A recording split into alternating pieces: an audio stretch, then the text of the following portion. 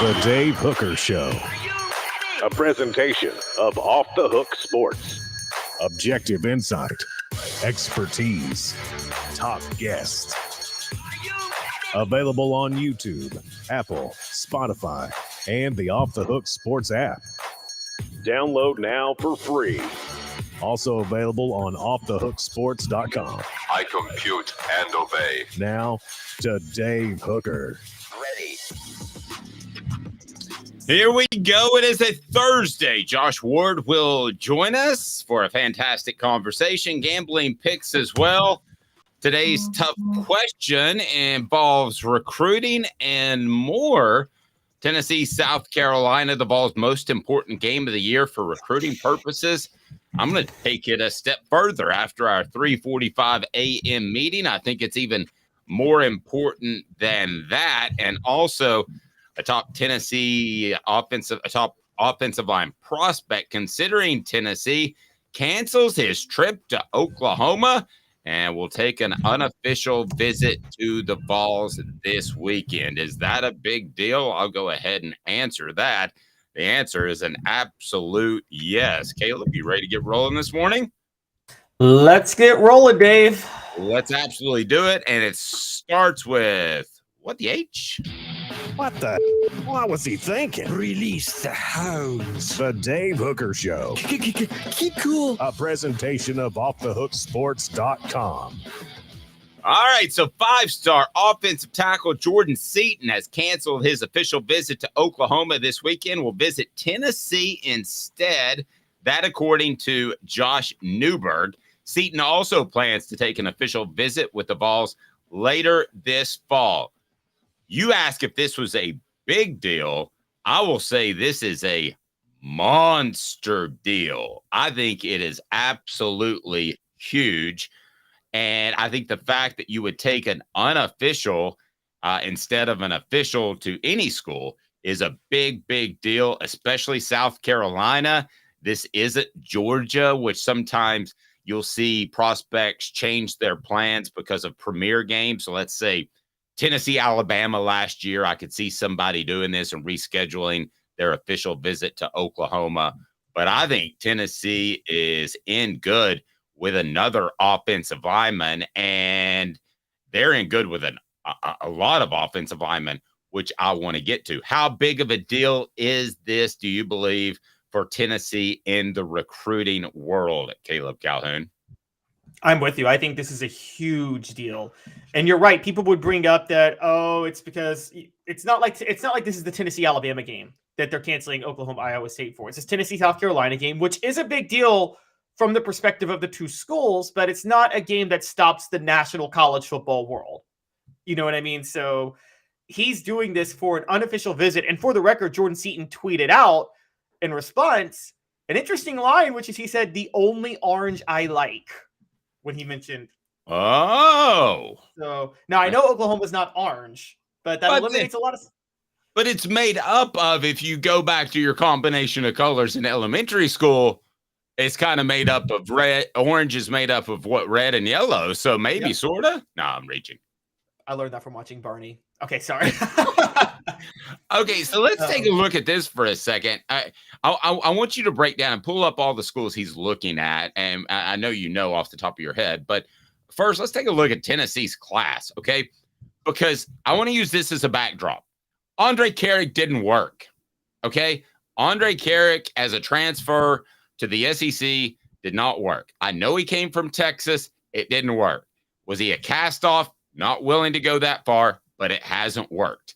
You're going to have to be good on the offensive line through high school recruiting, not the transfer portal. I believe that, and I don't believe John Campbell's been great either. I believe that more than any other position. So look at where Tennessee stands right now, this visit notwithstanding. Bennett Warren, 4-star offensive tackle out of Texas, 6'7.5", 330 pounds. Those are kids that are coming out of college, coming out of high school, ready to play in college physically. As far as the other ones that Tennessee has, Max Anderson, an offensive tackle, again, Texas, 4-star, Frisco, Texas. Those are 2 4-star offensive linemen that Tennessee has lined up. If you add this young man to the mix, boy, you've got something special brewing on your offensive line. And as somebody told me, within Tennessee's football program, you need the guys like Cade Mays that step on campus, and he was ready to play at Georgia. He was ready to play when he transferred to Tennessee. The guy was ready to play in high school. Those are the guys you need. You don't need the guys, no offense, Ollie Lane. You don't need the guys that you have to grow into players. Now, can you take an occasional Cooper Mays who has to gain weight before he's ready because he plays with tenacity? Absolutely. And look what he's become, an all SEC player. But when I look at this kind of move by this young man who's willing to go to Tennessee, I think it says a couple of things. I think it says that Tennessee's coaches are saying, you got a chance to play, and you got a chance to play right away because this offensive line is struggling. Who all else is he looking at? Please hit the like and subscribe button. We love it when people are waiting there in the morning. Absolutely appreciate you beyond words. Be sure and support our sponsors. And this recruiting update is brought to you by Andy Mason, AndyMasonRealEstate.com.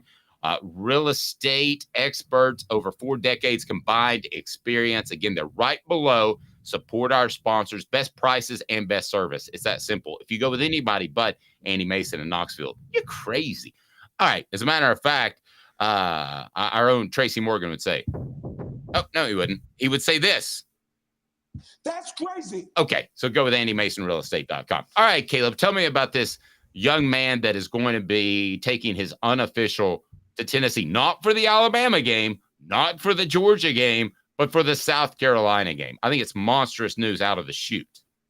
Yes, particularly versus Oklahoma. Now, I'm going to give a caveat here. His most recent list of top schools included 14 schools. Only 4 of them have home games this weekend. So, bit of a drop-off. So, one of them is Oklahoma has a home game. He spurned them for an unofficial visit to Tennessee. The other one is Colorado and USC. Now, again, Dion, we've talked about the force he is on the recruiting trail. And so you would think this would be a game to go take an unofficial visit to Colorado. USC coming to town, and he's still choosing Tennessee, South Carolina. I mean, that's kind of a big deal. And the other one, and this is just a local factor, he's from D.C., Maryland is playing Indiana at home right up the road this week, and Maryland's in his top 14 too. He's not going to Maryland, Indiana either. He's on Maryland. Maryland's on the list because he's nearby. Probably so. You're right. Mike Locksley has done a good job at Maryland of like more than other coaches getting local talent. Remember Dwayne Haskins, rest in peace, had committed to Mike Locksley at Maryland in 2015 before Locksley left. So kind of an interesting connection he has there. Maryland was going to make a push with Under Armour money until they realized that Under Armour money was about 1/100th of Nike money. And Nike, that was their mistake. Yeah, and they were trying to be the Oregon of the East. Right, and it's not just Oregon. Tennessee is a Nike school, so you would rather be tied into Nike than Under Armour. Sorry, and I know that because I covered that time for ESPN when Under Armour tried to make a strong push and become the pseudo or next Nike. So that obviously didn't happen. But continue with your breakdown of this young man. Yeah, so those are the 4. Oklahoma, Maryland, Colorado, and Tennessee that are in his top 14 that have home games this weekend. Spurning Colorado and Oklahoma for Tennessee to go to an unofficial visit to Tennessee is a big deal. And that's not a locational thing because, yes, DC's closer to Tennessee than Colorado. But let's be honest, Dave, on these unofficial visits, someone's probably still flying you out, aren't they? Well, yeah, somebody's flying you out. But here's the other thing to remember. And yeah, somebody's flying you out, or they're finding the absolute cheapest tickets, or they're giving you points or something and that sort of thing. Yeah, I mean, you're getting flown out. I think he's pulling out the Jordan Seaton credit card and paying for his own trip. So, and there's nothing wrong with that. I think you should be able to take unlimited official visits, quite personally, because it's the biggest decision in your life. And I can tell you, if let's just say 10.79 the game in Los Angeles, and 104.5 in Houston, and 790 AM in St. Louis wanted to hire me, there wouldn't be a limitation of 5 visits that I could take. I would be able to go in an open market society and take whichever visits I wanted to take. So they should be able to fly him out. And if they're finding ways around it, then good for Tennessee, good for any school, because it's good for the prospects. I'll always side with the prospects. But I think this is monster. And this is news that just broke right before we went on the air. So I think it's huge. Good eye by you. But Tennessee is going to have to build its offensive line through high school recruiting. I was talking to somebody within the program, and they talked about losing Darnell Wright, Jeremiah Crawford from last year. And then they talked about the potential. No, they still have Jeremiah Crawford. You mean Jerome Carvin? Jerome Carvin, excuse me. And it's the JCs that mix me up, and not Jesus Christ, as Pat McAfee. My initials are JC too, so you know. Yes. Okay. So, and they lose those guys, so they're going to lose Cooper Mays theoretically. Now he does have another year left. But when I was having this conversation in the offseason, you lose a Cooper Mays because he wanted to go to the NFL. We don't know what's going to happen with the injury, whether or not he might come back for another year. He does have another year of eligibility. So who else would you lose from this offensive line this year? You could lose. Don't you lose Jeremiah Crawford? I mean, again, it's so confusing with COVID. So Jeremiah Crawford, Cooper Mays.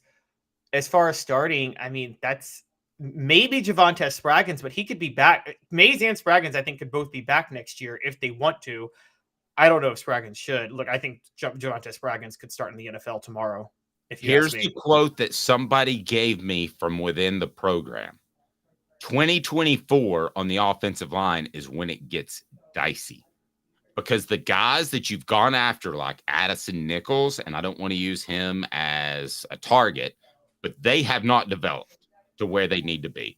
And you try to fill those holes with the Andre Carriggs and the John Campbells of the world. Mixed results on John Campbell, bad results on Andre Carrick, who did not at all grade well from what I'm told. And just so you know, this isn't from Cooper Mace, okay? So everybody thinks that everything we get is from Cooper and Jacob. I know how to work sources, and it's not from them. So just so you know.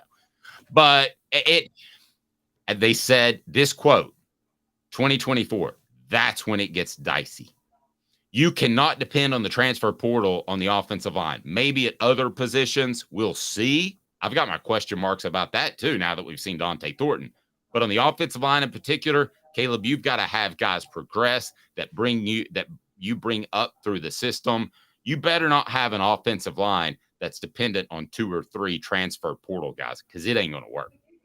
Yes, and here's the big point with the transfer portal. You and John Adams brought this up Tuesday, and I've come around to y'all. I want to add a caveat, but with the transfer portal, one, you still have to scout talent, because your best transfer portal guys are really good players at smaller schools that were just misevaluated on the recruiting trail and deserve a shot at a higher program. That's clearly where you get the best transfer portal players. The other situation for transfer portal players, now this is in general, there are exceptions. Hendon Hooker was an exception to everything I'm saying.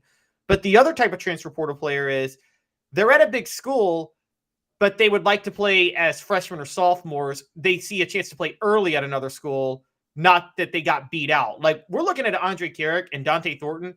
They weren't waiting their turn at Oregon and Texas. They just got beat out for their jobs. I mean, that's just that simple.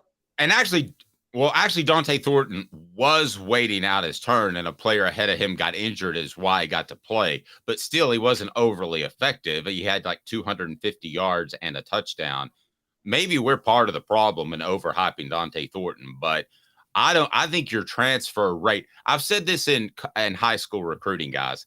I think that your success rate in high school football recruiting is always 50%. You go back and look at almost any class, there are aberrations like Lane Kiffin's 2009 class that was a bunch of felons. But you look at pretty much any class, 12 out of 25, 12 to 14 are contributors. The other dudes aren't.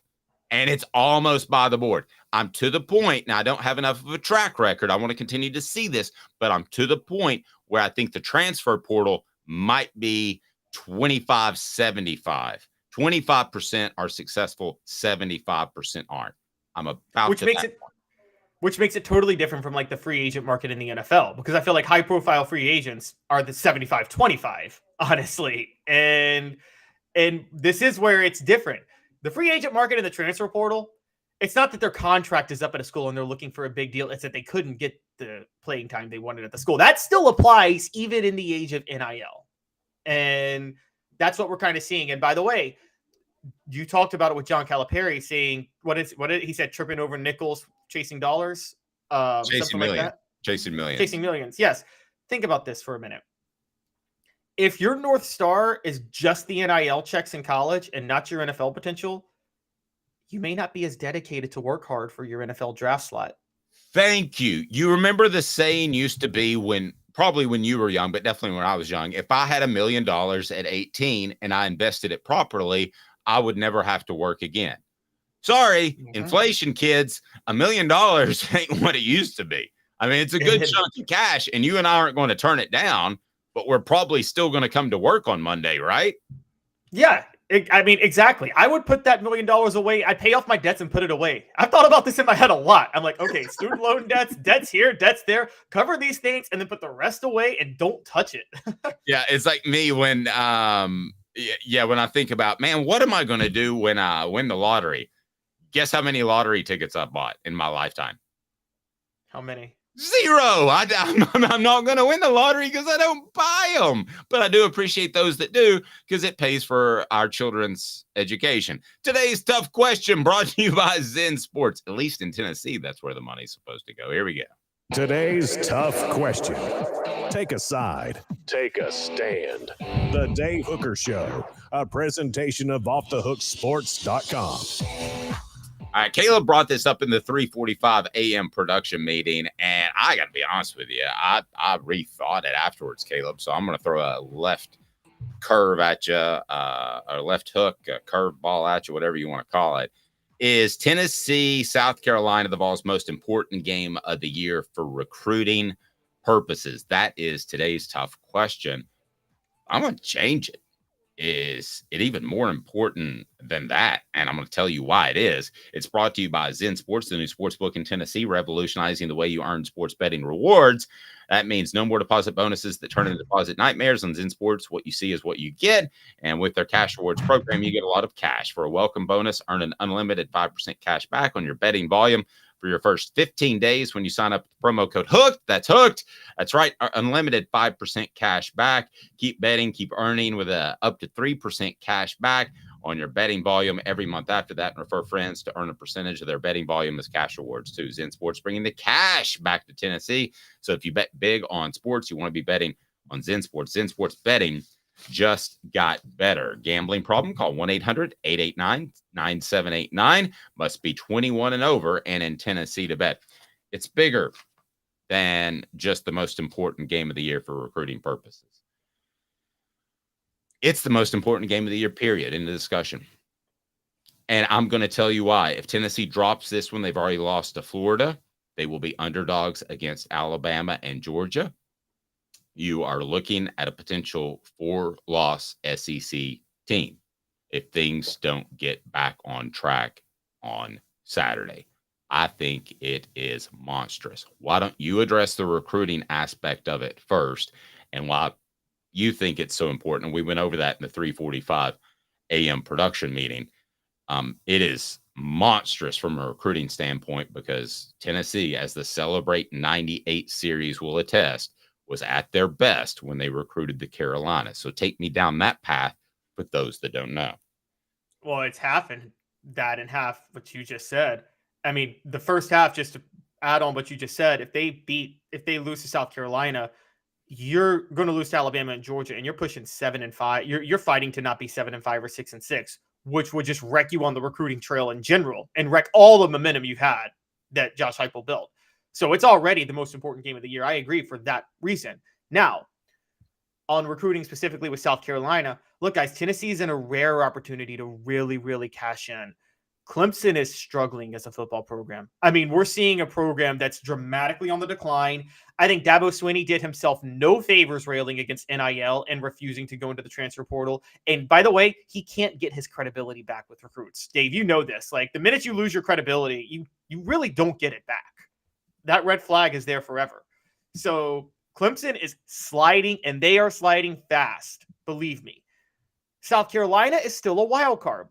Their win over Tennessee last year literally saved the program and kept it afloat. I mean, Shane Beamer might have been fired by the end of last year. I'm not sure he would have been, but they got about 4 blue chip recruits specifically because of how they finished the season last year. Period. End of story. They wouldn't have gotten them, and 2 of them would have ended up in Tennessee at a bare minimum. So South Carolina,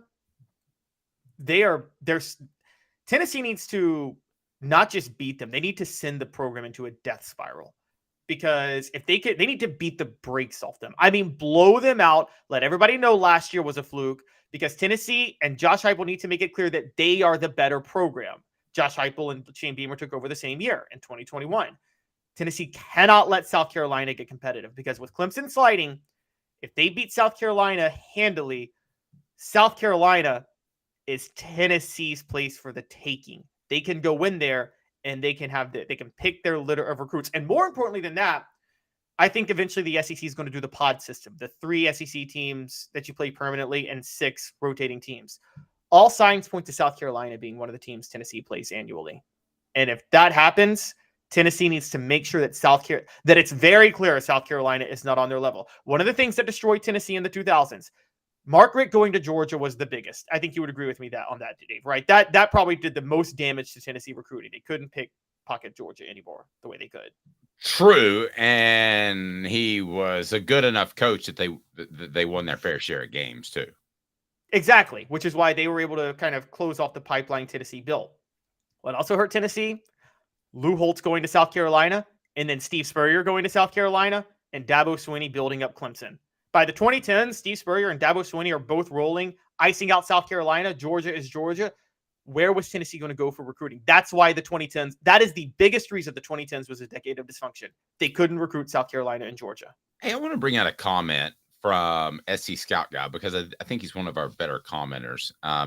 He said, Caleb, stop talking nonsense. There is zero chance Shane was even close to being fired. I'm gonna back my guy here, Caleb Calhoun. I think that it was maybe a little bit closer than you think. Not fired, but at least going into the offseason on the hot seat before the Tennessee and Clemson game. Maybe that's a common ground we have, SC Scout Guy. Yeah, I would. You're right. I wouldn't say he was going to be fired last year, but I do think there would have been a put up or shut up movement, because South Carolina would have finished 6-7 had they not won those 2 games.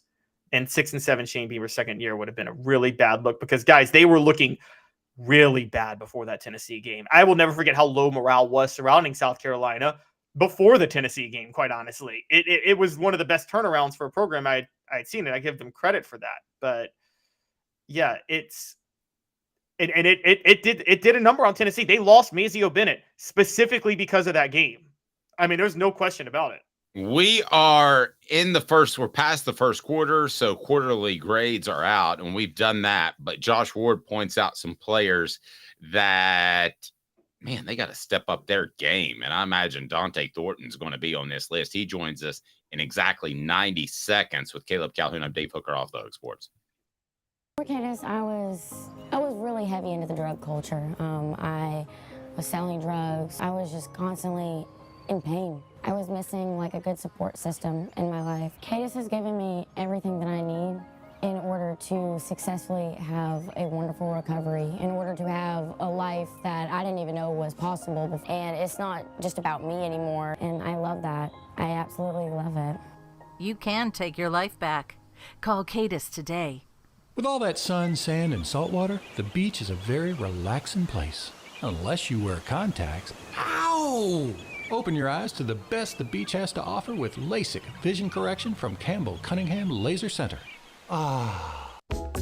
Sports Treasures in North Knoxville is one of the South's largest sports cards and memorabilia dealers, featuring over 10 million sports cards from vintage to modern. Sports Treasures carries a full line of hobby boxes, singles, autographed memorabilia, Tennessee Vol collectibles, fan cave decorations, and so much more. See a museum full of collectibles at Sports Treasures, 4819 North Broadway in Fountain City, and Sports Treasures on Facebook. Sports Treasures, where the real sports fan goes to shop. A college football tradition like no other. Yes, sirree, boys and girls. Or a guy that just won't leave. Wow. Dad, is sad. The Dave Hooker Show, YouTube, Apple, Spotify, and the free Off the Hook Sports app. A presentation of Off the Hook Sports. Back to Dave Hooker. So one more comment from SC Scout guy. Dave, I totally disagree on that Beamer would have been in the hot seat. We may have to agree to disagree on this. You don't realize how badly Muschamp left this program. He was getting 5 years regardless. I don't think anybody gets 5 years. The fan base absolutely loves Shane Beamer. Should have loved his wife because he really outkicked his coverage. But SC Scout guy, I totally appreciate where you're coming from. You bring a lot to the message board. Man, it seemed to be going really south for the Tennessee game. Josh Ward, how are you, sir? I'm good. How are you guys? Where are you? You got like some sort of neat background or something? Or are you you look like you're at the, I don't know, maybe the top of Thompson Bowling Arena? I'm trying to figure this out. What do you got going on? At Food City Center, to be clear. Yeah. I'm sorry. By the way, maybe somebody with the last name Bowling reached out to Dave and wasn't too pleased about Food City Center. Maybe that'll be on offthehooksports.com before long. Oh, interesting. Hanging out in the office, the studio where we do our show. All right. Great stuff. All right. You can check Josh out from noon to 3. He is fantastic. We love him. And his articles are brilliant on offthehooksports.com. What do you think about that? Brilliant. It's pretty good. I would endorse that. I would apply and agree. So, which Vols need to step it up? Let's go through these. You had Dante Thornton. I don't know if you had did you have these listed in order of, hey, really get your bleep together, or was it alphabetical or reverse order? How did you list them? Yeah, it's somewhat weighted. I thought Dante Thornton was pretty obvious. So that's why I kind of led the article with him, because he came in with so much hype and he is so physically gifted. A guy with his size that can run the way that he can. And the way that Tennessee talked about Dante Thornton, the opening press conference of fall camp for Joey Halsley, he's talking about the great athleticism and freaky talent of Dante Thornton. And earlier in the summer, when Phil Steele came on our radio show and we asked him, is there a player to watch to really emerge for Tennessee this year? And he didn't hesitate. He said, oh yeah, Dante Thornton. And that came from talking to Tennessee. Actually, he talked to Joey Halsley as well. And again, you can see Halsley, you can see Thornton run and do everything that would excite a coach, but he just hasn't made the plays on the field. He's shown glimpses. The play that he made after not making a play against Florida, they went right back to him, and Joe Milton delivered a perfect ball for, I think, a 43-yard gain against the Gators, but a drop against Austin Peay that got him benched and just not stepping up and making big plays. This offense needs big plays, and Thornton has the physical talent to deliver that. Josh's appearance brought to you in part by our friends at the Hemp House, hemphousechat.com, hemphouse, the premier hemp dispensary online with a wide variety, great selection, and strict standards to ensure you only receive the best in CBD or Delta products. And they put this together for us, the Big Orange Crunch, which I believe Josh consumes on a daily basis, is what I'm told. Hemp House Chat with 2 T's.com. Maybe not, but they're good for relaxing. Go ahead and get on there and use the promo code Hooked. Here's what somebody told me, and this was a weird comment, because I'm looking at Dante Thornton's age. So he was born in November 30th, 2022. So how old is he right now? Somebody do the math. 2022. Don't you mean 2002? 2002. Yes, he was born last year. He's almost a year old. Yeah, in that case, he's overachieved, in my opinion. But November 2002, so he's about to turn 21. Okay. Somebody told me, I didn't realize he was so young. And I wonder if this guy's still developing physically. And this is more of a long-term type of player as a transfer, as opposed to a guy that's going to fill an immediate need a la Jalen Hyatt. So That at least got me thinking that better days might be ahead, Josh. I didn't realize he was that young. Did you? I mean, is that young? I definitely give him a chance to grow and develop as a player, but I mean, he's been in the Pac-12 playing for a high-level program in Oregon for a couple of years, and has been at Tennessee the last few months. I mean, about to turn 21. There are a lot of players that are younger than him. Now, it's a weird time in college where, yeah, there are some 24 and 25-year-olds out there. I get that, but I don't view that as that young in college sports. Well, that was my other thing. I mean, he's right. I think he's average age probably for his class, right? Yeah, maybe draft eligible. That was the other thing that made me wonder. Maybe he's a little bit immature. Maybe I just I wonder if to this point, because really the Austin Peay game, that's not a big stage. I do wonder has the stage, the expectation of the program, that's a big stage no matter the game. Is that a little bit too much? I wondered when he arrived at Tennessee, why didn't he do more at Oregon? He averaged more than 21 yards per catch there last year, and he had some big plays, but not a high volume. And I wondered why. My expectation was, hey, this offense that Tennessee runs, he's just going to be running wide open. He'll catch the ball. But it hasn't been there for him. And the offense itself is the next guy on the list, is the guy that's leading it, of players that need to step up and be better. That the performance to this point has been disappointing is Joe Milton. So there are a number of players where they all need to come together. But if Thornton's better, Joe Milton is better. Joe Milton, although also has to be better, and that's in a number of areas. Decision making. Sometimes I'm not sure what he's seen. He's also made some plays where it's like, well, that's why everybody can't wait to watch him play football. But for Thornton, I can't explain why he's made the mistakes that he has, but he has to eliminate those, or he's probably going to lose his spot on the field. Josh, I'm going to skip over Milton and go to the next guy because we've discussed Milton at length in a lot of different ways. Before I get there, I want to point out with Thornton, you brought up that third down pass. You're right. That was a perfect dime by Joe Milton. And I don't think Thornton was recruited to only catch dimes. I think he was recruited to actually be able to make plays on maybe overthrows or things like that. And the thing that annoys me before I move on is I don't see the effort there. I see the opposite with the next guy on your list. And I want to know what you think, which is John Campbell Jr., which is I see the effort with John Campbell Jr.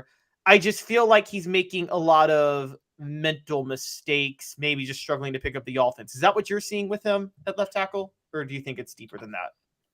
I haven't sensed any kind of effort issue. No, with John Campbell Jr.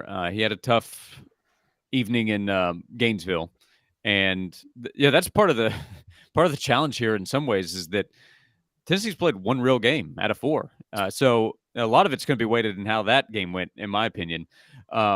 So here's the next test against an SEC team. But Campbell had this block that got everybody excited, went viral. Former linemen are sharing it on Twitter, and should have, where he drove a Virginia linebacker who didn't see Campbell coming and got everybody fired up. But Virginia's terrible. So what you do against Florida and what you do in the SEC is going to matter. In the Austin Peay game, again, it comes back to that, because that game shouldn't have mattered until it did, because they were playing so poorly. And the offensive line performance over the last few weeks, most notably Florida, but Austin Peay as well, was just not good enough. So, yeah, maybe it's understanding the offense. Part of it could just be physically losing battles, especially in that Florida game. But Campbell in August was getting some talk. Remember, this is all behind the scenes. Nobody's seeing practice. So word starts to come out, man, watch for Dante Thornton. Man, watch for John Campbell. We've solidified that left tackle spot with him coming in. NFL teams need to watch out. And I assure you, NFL teams have not been impressed by what they've seen. But I do like Campbell's attitude. I do believe that he cares about playing high-level football at Tennessee to try to get to the next level in the NFL. So I don't think effort's an issue. Performance just needs to be better. Yeah, and I want to say this. Offensive linemen oftentimes look like they are not giving effort when they're unsure. So I'm very hesitant to question offensive linemen and effort, because if you're unsure, it looks like you don't play with effort, which I think are two totally different things. Elijah Herring. Is it fair for me to question Dante Thornton's effort the way I did, though, before we move on? Because I haven't seen him fight for balls. Yes, different position. Totally fair. Elijah, totally fair. I got no problem with that. Elijah Herring at linebacker.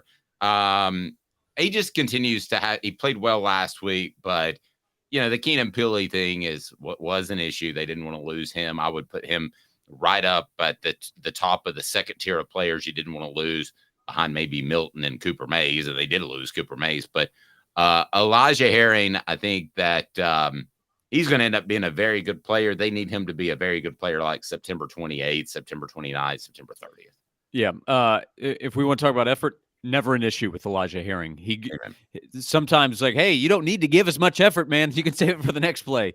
For him, it's just he's continuing to learn the position. And I do think that we found out that the excitement about the depth at linebacker was overblown in August. And maybe part of that was, well, by midseason, these guys will be ready. But we found out that Tennessee needed that depth to show up by week 2. And there have been some challenging moments for Elijah, but again, his effort is there. Thought he played better against UTSA. Let's see against South Carolina. I'm sure that the Gamecocks will try to find ways to get him in mismatches in the passing game and see if they can take advantage, see if they can get him out of position in a number of different ways, like Florida was able to do. And that goes for Herring and other defenders too. But Aaron Beasley, I think, is a really good player for Tennessee, also a max effort guy, and somebody that Herring can learn from. I'm sure that he's talked to Pili and tried to learn from him as well as linebackers coach Brian Jean-Marie. And maybe Herring goes out and plays really well on Saturday. I wouldn't even be surprised to see that happen. But his performance the last few weeks is a reminder that, okay, depth is still a work in progress at linebacker. And Dave, you're right. They're hoping that progress shows up this week. Caleb, would you like to ask about Kamal Hadden as Josh broadcast from the Starship Enterprise? I was going to bring up. I love the beat drop. Josh, do you think look, there's the missed tackle Kamal Hadden had, but he only allowed one catch on 4 targets against Florida. Do you think part of the annoyance that people have with Kamal Hadden is how much he talks when he's on the field and how much he jaws? Is he almost like the college football version of Dylan Brooks? Yeah, that's interesting. Yeah, probably because like Dylan Brooks, Hadden can make plays. Dylan Brooks is a solid NBA player. Nobody wants to hear NBA talk, I'm sure, but people are talking about him like, okay, well, he's going to have to go play overseas. Like, no, he's going to get an $80 million contract to play. Kamal Hadden, a lot of I'm still getting daily messages saying Hadden's not going to play this week, right? It's like, well, yeah, I'm pretty sure he's going to start just like he did this past week. The coaches still believe he's one of the top corners on this team. That could be an indictment on the group. I get that. But Hadden has playmaking ability. But the South Carolina game last year, when he's playing poorly, the team is getting demolished, and he's talking a lot of trash. Nobody's going to like that. And then the effort or lack thereof against Florida, that's going to upset a lot of people and should. But, the reaction of, okay, well, then just play one of the freshmen. Sometimes that can lead to even more problems, not fix them. So he needs to play more consistent. And if he's not playing well, definitely doesn't need to be talking up to the other side of the field. But Hadden's a very important player. That's why he's on the list. He needs to be better, more consistent. But Tennessee needs him to be better and more consistent because he's going to be out there on the field.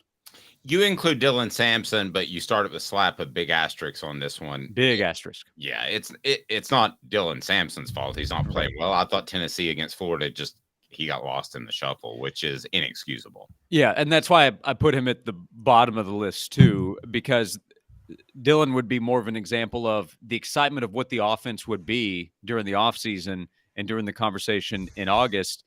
Dylan's lack of opportunity at times, really we're talking about the Florida game, but also Austin Peay. I think he had 4 touches in that game, is part of the conversation. And that's why what he did against Virginia with more of a chance, and then this past week, is a reminder that he has to be involved in the offense. So none of it is Dylan's fault as far as I'm aware. I'm not aware of anything off the field that kept him from playing against Florida. Coaches just didn't include him, and we've covered that. That was a mistake. So as long as that mistake is righted, there is a chance for more explosion in the offense because Dylan has big playmaking ability. So the disappointment is not in Dylan. The disappointment is in him being on the sideline. Let me ask you from what you hear, because you're on remotes, you're out there and you take phone calls more than we do, I would imagine. And what do you hear from the community about Joe Milton, just in general? I feel like there's a back and forth. There's the side that is like, well, he's just not going to get it done, and people have decided that. There's also the side that wants to defend, and in some ways will go over the top in defending him and ignoring some of the responsibility on Joe's side as well for where the offense is at this point. So I find him to be a polarizing subject at this point in the season among Tennessee fans. That's whether I'm talking to friends of mine who are big Tennessee fans, or whether we're taking calls, or we have a text box where messages come in where fans can hit us up anytime. And I find him to be polarizing in how fans view how he's played through 4 games. The most polarizing since Casey Clausen, maybe?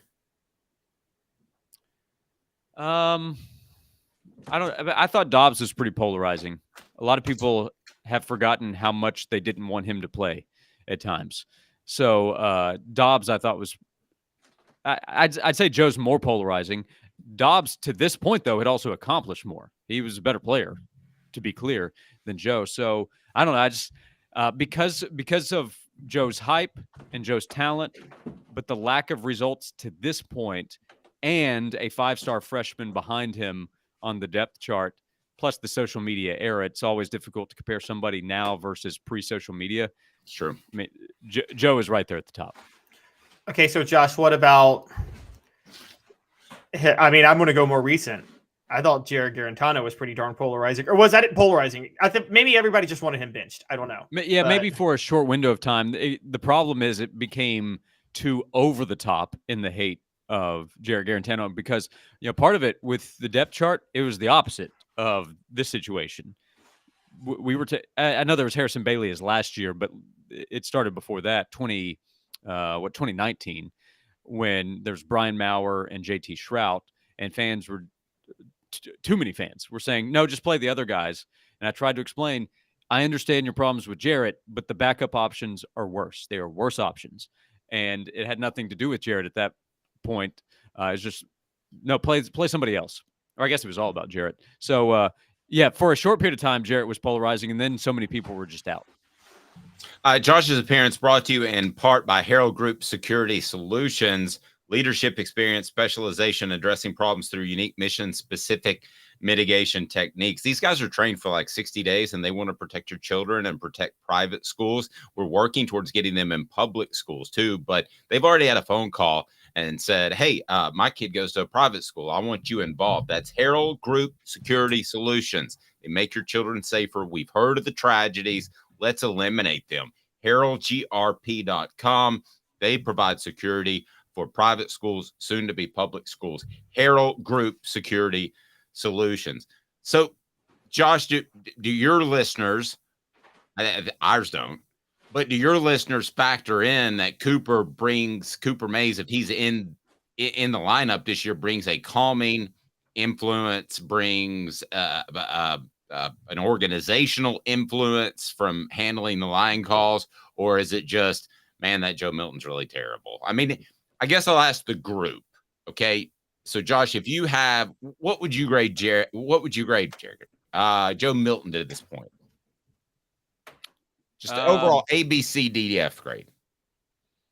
Say C. Caleb? He's made some good plays, but he's not made nearly enough.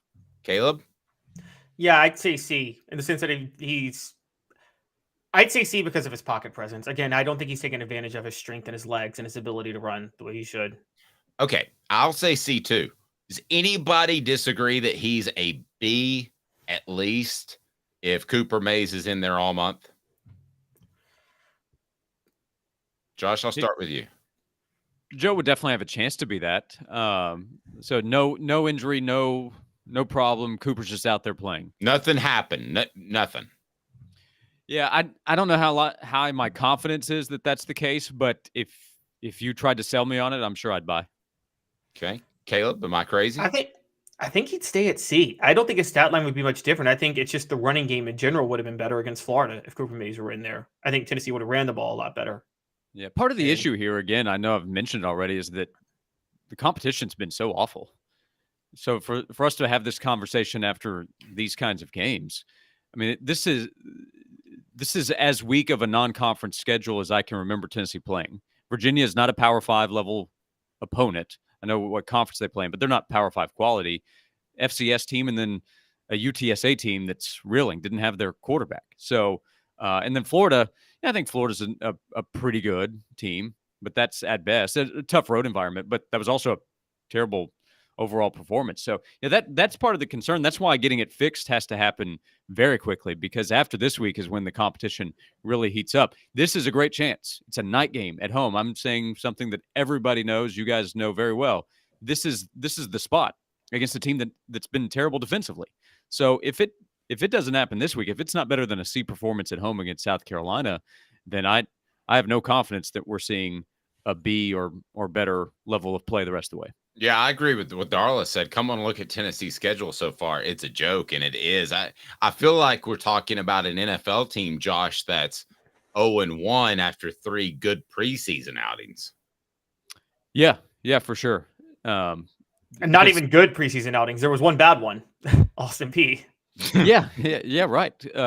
Because remember the talk leading up to that game that we were all having is, okay, here's what Tennessee will do. Can they score 50? Can they score 60? When does Nico get in? How much time will he get? Will he get a whole second half?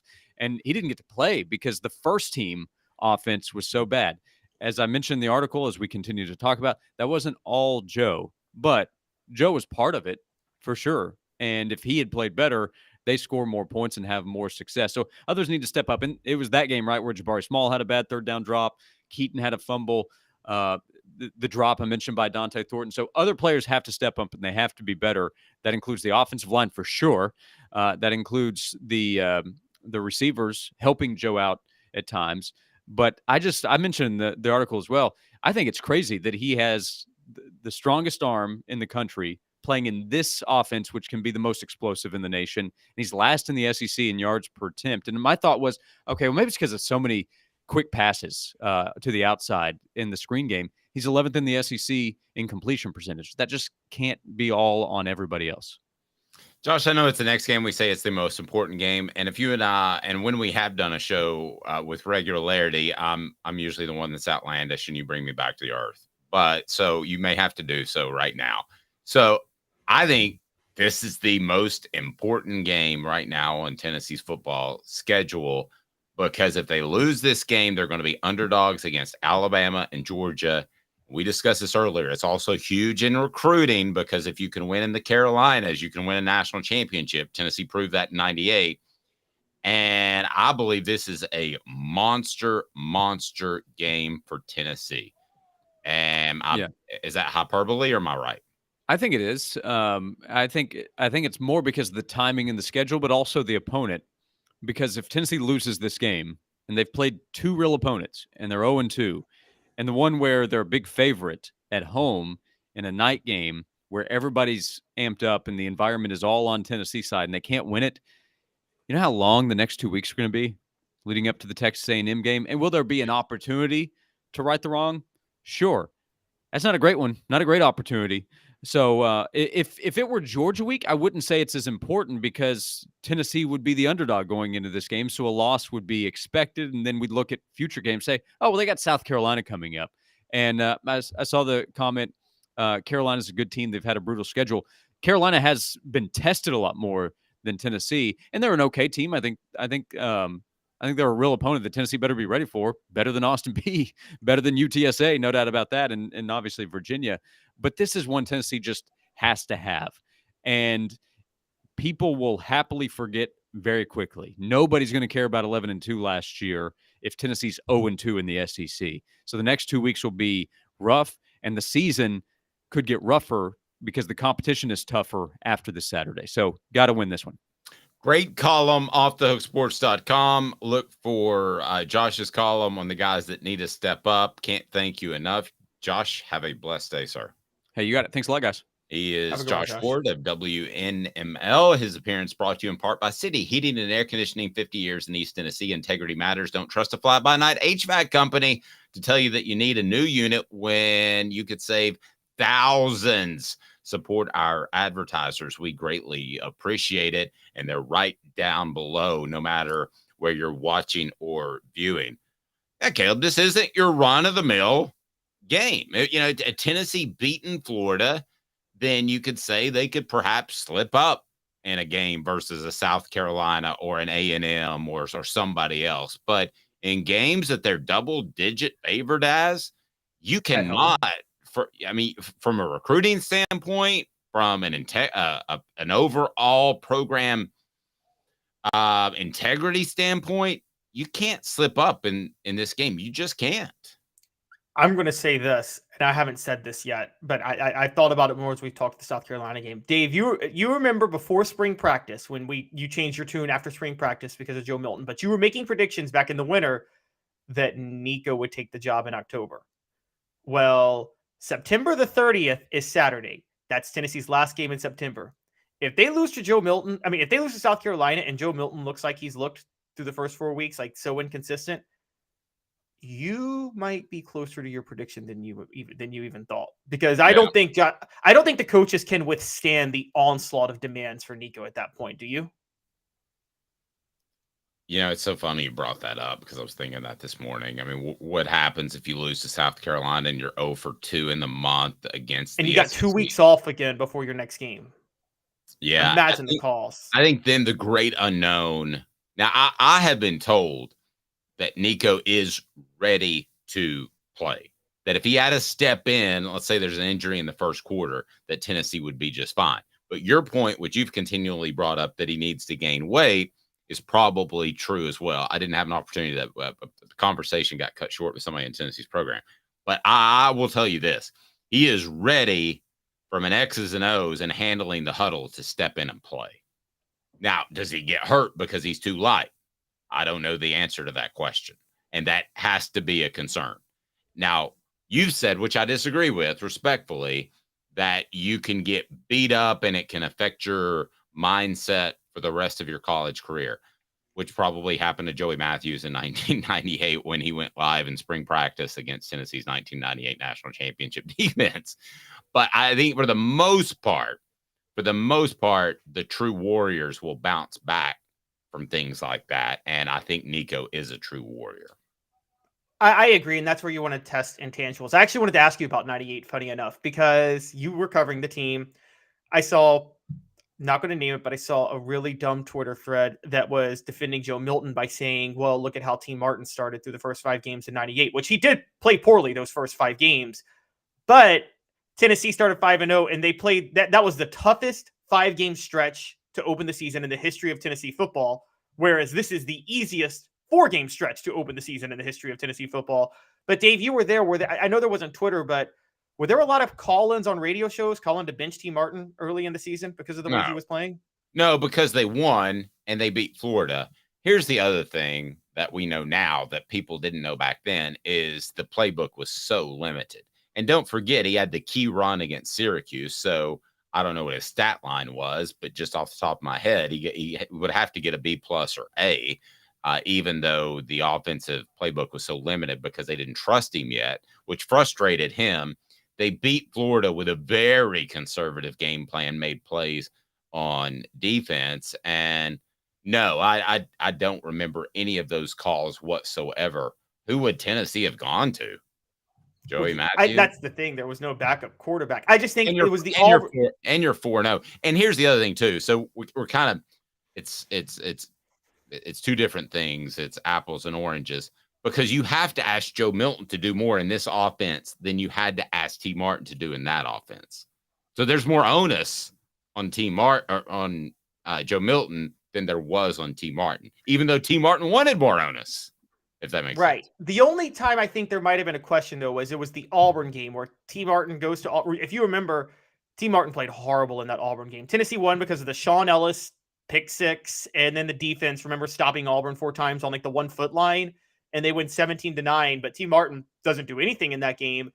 And then Jamal Lewis goes down for the year right before Georgia. So I feel like between Auburn and Georgia, just that 1 week, I wonder how many questions there were about T. Martin at that point. Because you're thinking, oh, you're going to need him more now with Jamal gone. Rocky Top Tom says, Joe C., If Joe has the worst game ever on Saturday, it's incredibly too late to insert Nico at this point. The cupcake games would be perfect to put him in, transition him, and get him ready.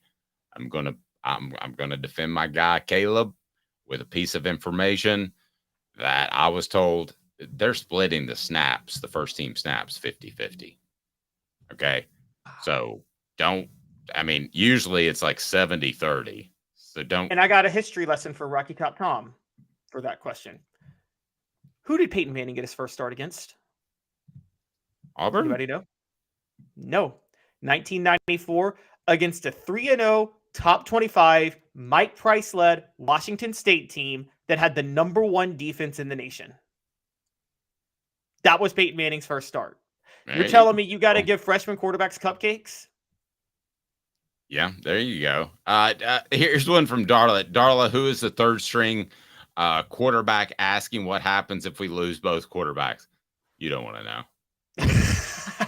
I mean, I love Gaston Moore. I love Navy Schuler. I think they're great individuals. But this is a team that went into this season with 2 quarterbacks. And that's going to be the new mantra nowadays, because quarterbacks are going to transfer if they can't play. The old days of having 3 or 4 quarterbacks that can go out there and play, they're over. I mean, coaches used to tell me all the time, you want a quarterback in every class. Well, that sounds great, but it was stupid back then. It wasn't going to happen because guys knew that you already had a good quarterback room. T. Martin, the exception of the rule, came to play behind Peyton Manning, and you're not going to have that anymore. Guys are going to cruise on out. I mean, if Joe Milton were lighting it up right now, okay, if he had 180 quarterback rating like Cam Newton does instead of 140, which we tried to compare Cam Newton and Joe Milton yesterday, there's a big difference in the way they throw the football. But if he had 180 quarterback rating and led the SEC, you know what the conversation would be right now, Caleb? Heisman? That, and do you think Nico might want to transfer? I mean, you think he's upset or something? I mean, I know Joe's gone after this year, but every single quarterback that is a freshman or sophomore or junior that is behind a quarterback that is a sophomore or a junior is thinking in the back of their heads, I can always transfer if this goes south. Rocky Top Thomas, some love. Look at him. Love you, John C. You the man. By the way. Yeah, I still have to push back on Rocky Top Tom because it was Washington State. Not Washington they played. Fight. I'm ready to fight. Washington State, going into that Tennessee game, had beaten UCLA, who, by the way, beat Tennessee to open the season that year. And they beat Illinois, a top 25 team at that point. So they were 3-0 with 2 top 25 wins, including a win over one team that beat Tennessee. So... as far as my third string quarterback comment, Darla says, oh my. Here's what happens if they get to the third string quarterback. You give Josh Heupel a total pass and pretend 2023 never happened. And next year will be his third year that you can truly judge him. If and then he doesn't have an offensive line, so then it's great. If they lose both quarterbacks, that ain't happening. Can Cam can Cam throw an orange over 130 yards?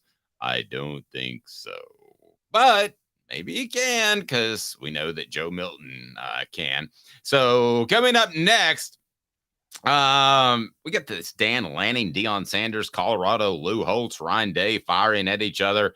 Does the sport need more of this? Yes, I love it. I would love for Josh Heupel to take a shot at somebody. And also, we've got some gambling picks as my guy, Caleb Calhoun, is going to make you money. You give us 2 minutes, we give you the world right after this. Stay tuned. Off the Hook Sports.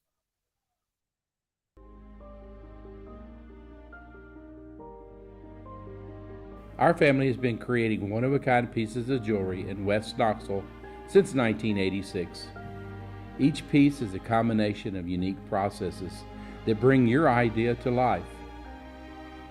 Every day in our shop, a truly special item with a story all its own is being manufactured in our facility, bringing the history and family sentiment into a whole new generation of life. We are grateful that you chose us to be Knoxville's best jeweler, a title that we value and respect. Because to me, being a jeweler and owning a jewelry store are not the same thing. I'm Rick Terry. I'm a jeweler, and we want to be your jeweler. Kingston Pike and Campbell Station Road in the heart of Farragut, and downtown on Gay Street right next to the Tennessee Theater. Hi, Mike Davis here with City Heating and Air, reminding you to always dare to compare. Our team provides quality local heating and air service, installation, and maintenance across East Tennessee. We use only the best equipment like American Standard heating and air conditioning for your residential, new construction, or commercial needs. Honesty, dependability, and customer satisfaction have been the cornerstones of our business since 1961. City Heat and Air. Dare to compare.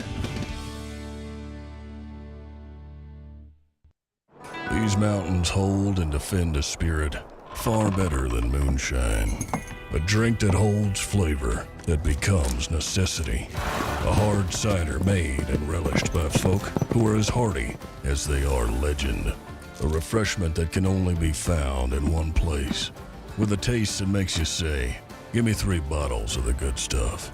Tennessee Cider Company, where necessity can be found. Who's this guy? Hello, who is it? The Dave Hooker Show. Who? A presentation of Off the Hook Sports. What? YouTube, Apple, Spotify, and the free Off the Hook Sports app. Back to Dave Hooker. Folks, Rick Terry Jewelry Design, they do such great work. They can create a masterpiece for you. But I also want to tell you this. They do jewelry design, and they do it fantastically well. But if you're looking for something for your loved one, and I know we're primarily probably male-centered here, but we love you, Darla, for being online. You need to go to rickterryjewelrydesign.com because they have the fire opals, and they're very affordable game day jewelry, a Tennessee tradition. The game day jewelry, the fire opals, rickterryjewelry.com.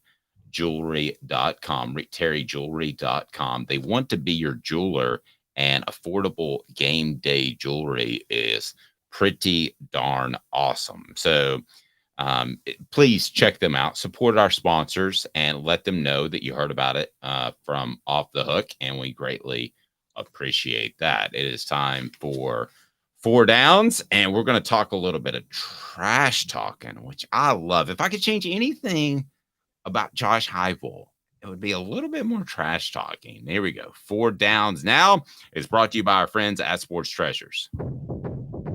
4 Downs. 4 questions. 4 answers. The Dave Hooker Show. 4 Downs. A presentation of OffTheHookSports.com. So give me some background if you can, Caleb. We got Dan Lanning and Deion Sanders going at each other. We got Lou Holtz and Ryan Day going at each other publicly. That's what's different. Don't think for a second that Josh Heupel doesn't hate Eli Drinkwitz, and he does at Missouri. And don't think for a second he didn't run the score up last year because he hates Eli, I need a new haircut, Drinkwitz. So my questions with 4 Downs is going to be all about trash talking. And Cooper Mays first will tell you that you need to do this. Cooper Mays here. Hit like and subscribe. And turn your notifications on. We're almost at a big number on YouTube, so please subscribe. If you haven't, tell a friend today. We'd greatly appreciate it. What's happening with Dan Lanning and Deion Sanders? Give me a backdrop before we start rocking with the 4 Downs. Brought to you by our friends at Sports Treasures, carrying over 5 million sports treasures and so much more. Follow them on Facebook for the best sports memorabilia, ball stuff everywhere. They had a Hendon Hooker signed helmet. It's awesome. Go to Facebook, Sports Treasures TN. Caleb, give me some backdrop on Dan Lanning and Deion Sanders. Okay, so starting with Lanning and Sanders, they're not as much going at each other. It's more about people going at Dan Lanning for what he said about Colorado. So, for those who didn't see the pregame speech, Dan Lanning said, they're fighting for clicks, we're fighting for wins, which I always joke was hypocritical because Oregon is literally built their program based on clicks with the jerseys. But sure, whatever. He defended himself afterwards, basically talking about like, you're taking a 15-second clip and saying he respects Deion and things like that. But Colorado turned out to be doing a lot of trash talking before the game. They did something Georgia did to Tennessee in 1999, which is Colorado players went to midfield where the O is, and like started dusting on it and like scratching it and jumping on it. You had some players trash talking, saying, I think Shador Sanders, or was it Deion's other son, that basically said, they were going to knock you out, and then that player got knocked out of the game. And so Oregon released a video on Tuesday, a 5-minute video just bragging about how they shut down Colorado. And in it, they included all the Colorado trash talk before the game, which led to Dan Lanning saying they're fighting for clicks, we're fighting for wins. So okay. Let me ask you this. In the end, Deion was talked about. So what down, Coop? Coop here. First down. We're talking about it. Did Deion win that verbal battle just because we're talking about it? He didn't win the game, but we're talking about it.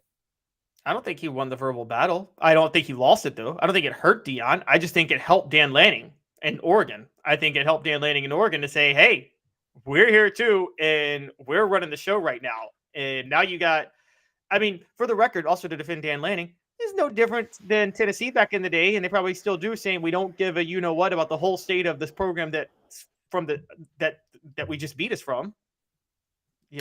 So. I think Deion believes that any publicity is good publicity. I think he believes that he won that battle, and I tend to agree with him in the PR sense. He came out and he was very smart about the way he said that his players didn't play like he thought they would, but that's all on me as coaches. It wasn't like the butcher throwing his players under the bus. I say Deion won that battle. Second down, Coop. Cooper Mays here. Second down.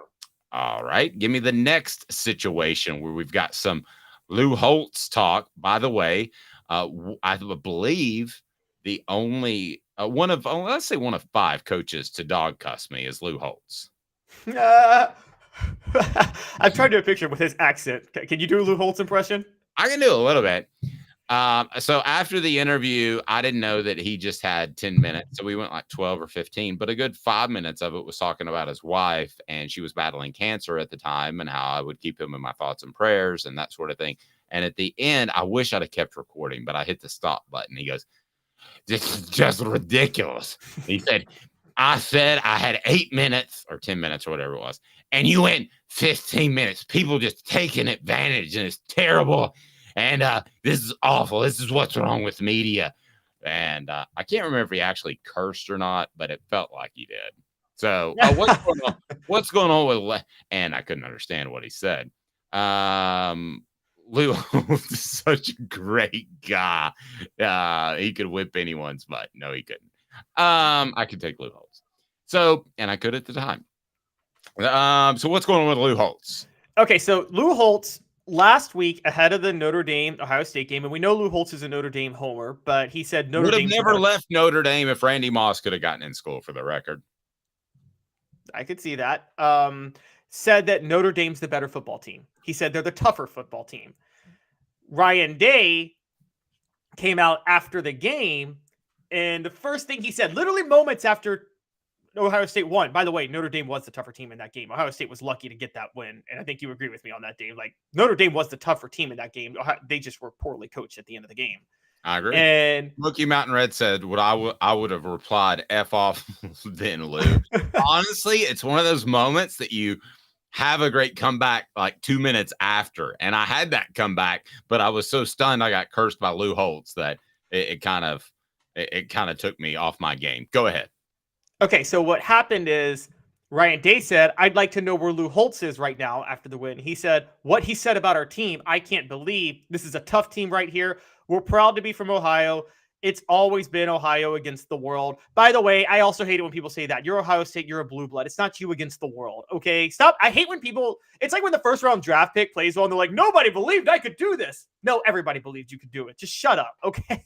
But that always annoys me. But Lou Holtz came back and said that's his choice. He doesn't want to talk about Michigan because he's 0-2 against Michigan. He's a great coach, which he's not 0-2. He's won a couple of games. He's done a great job, but Lou Holtz then pointed out how the flow of the game went and that Notre Dame was the better football team and more physical in the game. So Ryan Day, Lou Holtz going at it. Dan Lanning firing people, firing his team up, saying Colorado's all about clicks. Dion being Dion. You just got a lot of chirping going on in Colorado. I love it. You know? So in second down, I ask you this question. Lou Holtz, was he the worst college football commentator in the history of broadcast? The answer is yes. I mean, there was another Notre Dame coach who I wasn't as big of a fan of, who followed him, his successor, Bob Davie. Oh, God, he was bad too. But Lou Holtz was everywhere. So that was the problem. He was everywhere, and he was bad. I agree. He was respected for his coaching stops. He's kind of and got one national title out of it, which congratulations, 1988, you got your one national title. But I mean, yeah, he's kind of seen as some sort of Mount Rushmore coaches, which he's not. But good gravy. If you saw that team that played in Neyland Stadium and the talent they had and the miracle at South Bend, he should have had 2 or 3 national championships. He's kind of along those lines of who was the coach that just had one we were just talking about yesterday that should have had more? If you remember, tell me. What down, Coop? Tennessee center Cooper Mays here. Third down. Ryan Day, is he insecure? And should every coach be insecure that coaches one of the premier programs in the nation? Because there's not a great football team right now in the nation, period. End of discussion. There's not a great one. Every coach should be insecure. There is not a great football team that's dominant right now. I think a little bit of insecurity, you're right, exists in every coach and should. I think that I don't want to say you should tune out the noise. I think coaches, I hate it. I think it matters that I think it helps coaches to take, what's that old school thing? Tune out the noise and focus on what you can do. How did Michael Jordan become the greatest player ever? He did not tune out the noise. He used the noise as a motivating factor for him to take things personal. Sure. Yeah, but he also didn't say it publicly though. Oh no, he just said it to their face, in the game. Yeah, and he said it behind closed doors. I think to come out and say it like Ron Day did, I think he's insecure about his team. Oh, I agree, because he's worried that this is the only way he can get headlines as opposed to actually winning a national title. Well, and forget the quarterback he had last year, CJ Stroud. I think he was a little bit better than you and I particularly gave him credit for. He's looking that way early in the NFL. But I mean, how many quarterbacks have we seen look good their first 2 weeks in the NFL? And then I agree. I'm not completely jumping off my CJ Stroud is average bandwagon, but got a foot off. Let's put it that way. By the way, Tennessee Cider Company, the original cider company, before we get to fourth down of the Smoky Mountains, use the promo code HAT to receive some free swag. You can order almost anywhere in the United States. And if you use the promo code HAT, you get a free hat to go with any order of the delicious cider. And we're working on having a cider named after me. I think that would be cool. Just an off the hook cider. Wouldn't that be sweet? A Hooker cider would be great. Yes. I've had a Hooker sushi roll, and I've had a Hooker margarita. So I think this is the next step in the progression. I think it's a natural. Fourth down. All SEC center Cooper Mays here. Fourth down. Would you like Josh Heupel to be more of a talker? Yes, I would. Bleep, yes, yeah. I would. Yeah, I'd like a little Spurrier in him. Just Heupel. Because here's the thing with Heupel. You bring it up. He exudes cockiness, even though he doesn't say anything. He exudes cockiness and confidence more than most coaches. But it's a weird thing because Spurrier exuded it, but then Spurrier had his mouth, and so you kind of knew that he was a little cocky. But Josh Heupel's like James Bond. James Bond comes into a room and he has confidence. He could take most everybody in the room and not fighting, but from an offensive schematic standpoint. But he's just quiet. Heupel. Josh Heupel. That's how he is. And he doesn't come out and call people out. He takes the brunt of it. He says, it's my fault. I'll fix it. He doesn't throw his players under the bus. He is the James Bond of college football coaching. What about that analogy? You didn't see that one coming at the 3:45 a.m. production meeting, did you? No, that's a great one. If he's the James Bond, who's the Austin Powers? And I mean, a total goofball who's treated as some sort of genius. Shane Beamer. No one's sitting there saying when Shane Beamer speaks, I listen. No, I'm saying like, because the whole joke was Austin Powers had no swag but was getting all the girls. It was a spoof off James Bond. So who is the guy that is treated with reverence and doesn't deserve it because he's a total like just I don't know. Let's get on the message board. Who is that guy? Okay, yeah, who is that guy? It's not. Oh wow, I hate to say it. Rest in peace, but it might have been Mike Leach because I don't think he was an offensive innovator. I think he copied an offense from Hal Mummy and ran it and wasn't very flexible. But I don't want to talk about those that have passed away. Lane Kiffin, I would disagree. I think that he is adjustable. I think he has changed his offense over the years. I think it's Shane Beamer being a goofball with all the nobody looks at him. Nobody in the media is like when Shane Beamer speaks, I listen. They did 2 SEC media days ago because he dropped all the, he came out with the gold chain and the picture, the eyeglasses and all that stuff. So they kind of did. Oh, wait, I got one. Could it be Bobby Petrino? Whenever he talks offense, we listen. But his offense haven't been that good. Yeah, and he's got a penchant for the ladies. He does. And then also, I would say, I don't know if this would have applied 7 years ago. I don't know if it applies now, but there was a point Chip Kelly was in this list. Chip Kelly's odd to me because I think he was like Hal Mummy and Mike Leach. I think he was ahead of the game, but then didn't adjust.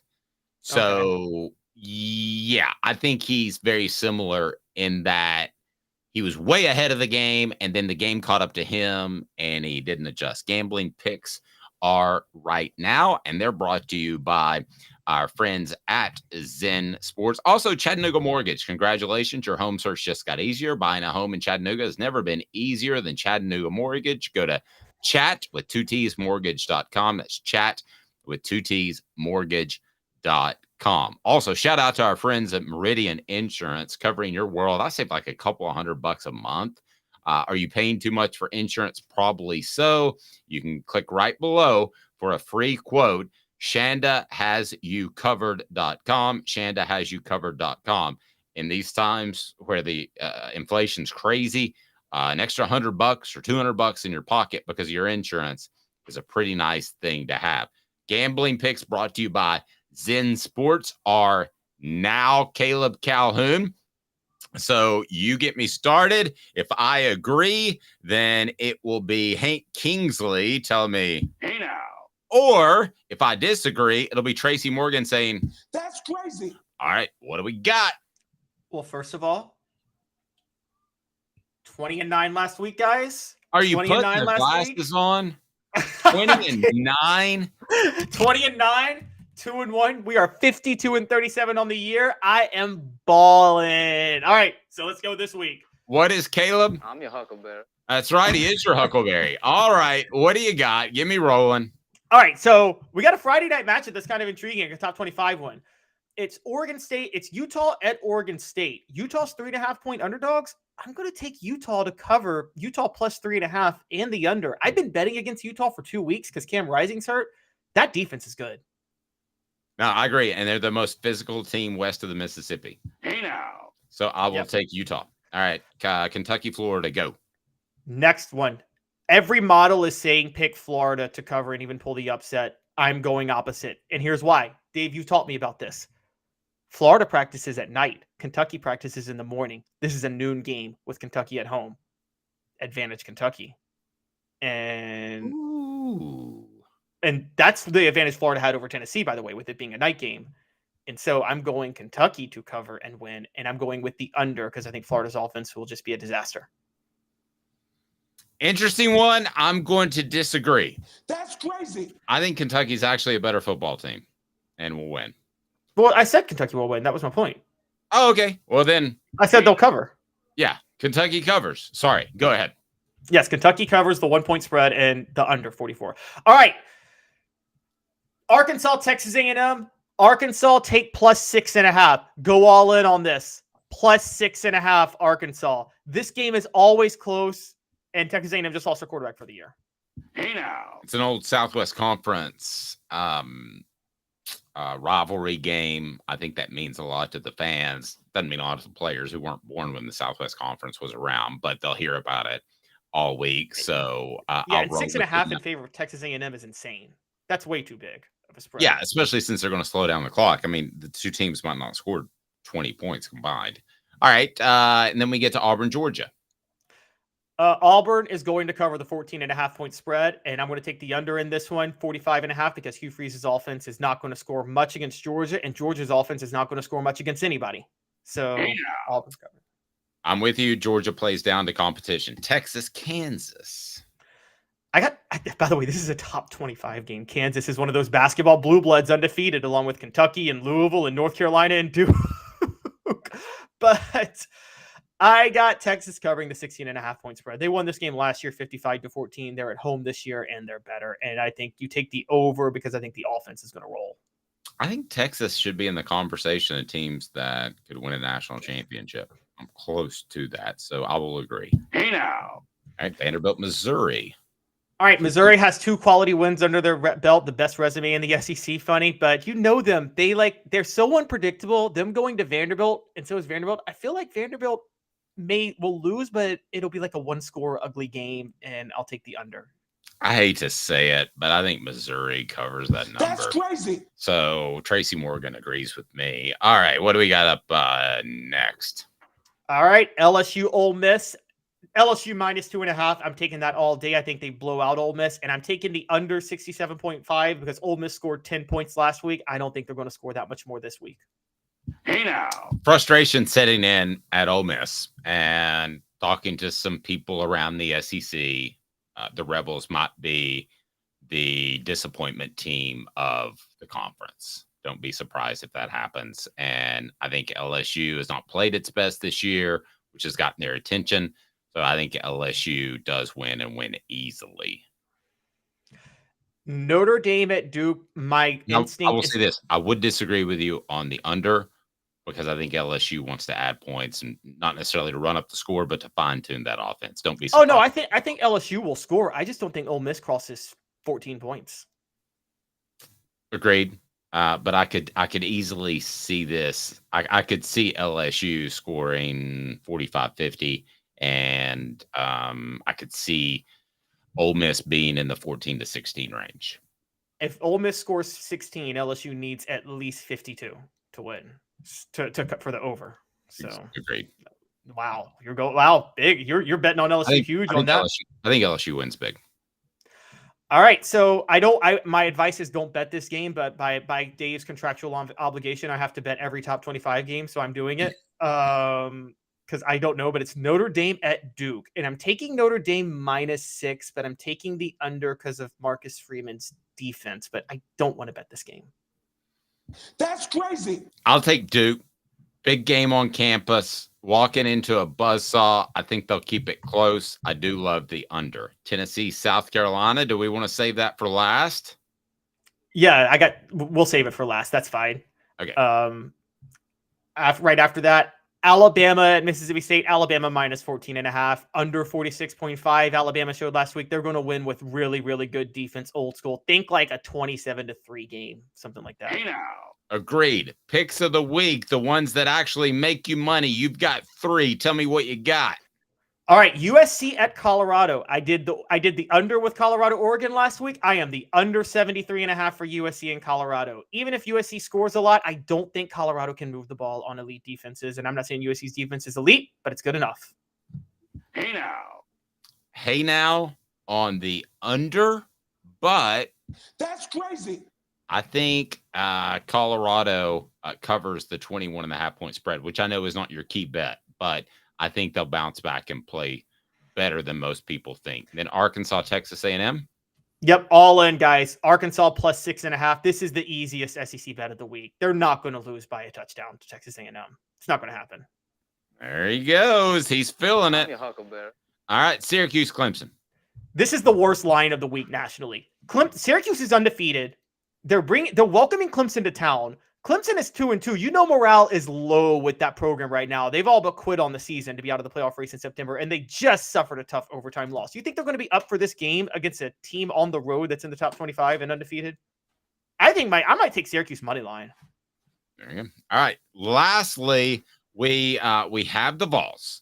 So let's talk a little bit of Vols and what you see of this game. I'm not going to give my official pick, but I will give you my pick in terms of what I believe happens in this game. So right now, the number seems to have settled at 12. Tennessee, a 12-point favorite versus South Carolina. The over is 63.5. You like Tennessee minus the 12. You like the over. Why? I think Tennessee figured out some kinks on offense last week that they finally have realized how the best way to maximize Joe Milton's potential. South Carolina, we talk about how Tennessee hasn't been tested by elite defenses this year at all. South Carolina is still worse with their pass defense than maybe anybody Tennessee's faced this year. And that's crazy to say. So Tennessee should be able to air it out easily on South Carolina. I think South Carolina is going to air it out on Tennessee, which is why I'm going the over. So the difference, I think, is Tennessee will at least get a couple of possessions stopped on a pass rush where they can force a turnover here or there, which is why, I mean, Dave, I'm looking at like a 56-42 type of game for Tennessee to win. I'm not going to give my official pick quite yet, but I will tell you, I think Tennessee will be able to control the line of scrimmage offensively, and that means a lot because they haven't at times this year. I think that I'm leaning towards Tennessee covering that 12, and I think that the Vols will play really well against South Carolina. I didn't feel confident they'd play well against Florida, but in the end, is Joe Milton going to have you picking Tennessee to win by 12 is based off one thing and one thing only. Joe Milton can't have a streak where he goes 1 for 8 or 1 for 6. If that happens, then South Carolina stays in the game because it throws off Tennessee's tempo and the rhythm completely. So basically, you're betting on Joe Milton, whether you like it or not. Yes, and if he lets me down, he won't have to answer to me. He'll have to answer to Josh Ward's callers for 2 weeks because there's no game next week, and the Nico talk will explode. Well, even if they win by 10, it's not going to, the Nico talk's not going to explode. But if he has the 1 for 8 streak, you think it explodes? If he has a 1 for 8 streak and they win by 10.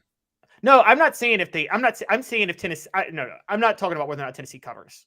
I'm saying this is just, at this point, I'm talking win or lose. If Tennessee were to lose to South Carolina and Joe Milton has the 1 for 8 streak, I don't think he comes back from it. I don't think there's a possible way for Joe Milton to bounce back for that, Dave. I'm going to be honest. Yep. Interesting. SC Scout Guy, and we love his input, says, I think South Carolina is going to come out throwing and attacking that secondary fast. I think the plan will be to score and score as fast as they can. Well, nobody says they want to score as slow as they can, but I do think Tennessee's secondary is vulnerable, and I think this whole game stressed on Joe Milton. I think it's incredibly simple. He's Caleb Calhoun. I'm Dave Hooker. Those picks brought to you by our friends at Zen Sports. And I will tell you right now, Zen Sports is the new sports book in Tennessee, revolutionizing the way you earn sports betting rewards. That means no more deposit bonuses that turn into deposit nightmares. You got to check out Zen Sports. On Zen Sports, what you see is what you get with their cash rewards program. You get a lot of cash for a welcome bonus. Earn an unlimited 5% cash back on your betting volume for your first 15 days when you sign up with the promo code HOOKED. That's HOOKED. Unlimited 5% cash back. Keep betting, keep earning with up to 3% cash back on your betting volume every month. After that, refer friends to earn a percentage of their betting volume as cash rewards too. Zen Sports, bringing the cash back to Tennessee. So if you bet big on sports, you want to be betting on Zen Sports. Zen Sports betting just got better. Gambling problem? Call 1-800-889-9789. Must be 21 or over and in Tennessee to bet. This has been a presentation of Off the Hook Sports. We appreciate you. Like, subscribe, turn your notifications on.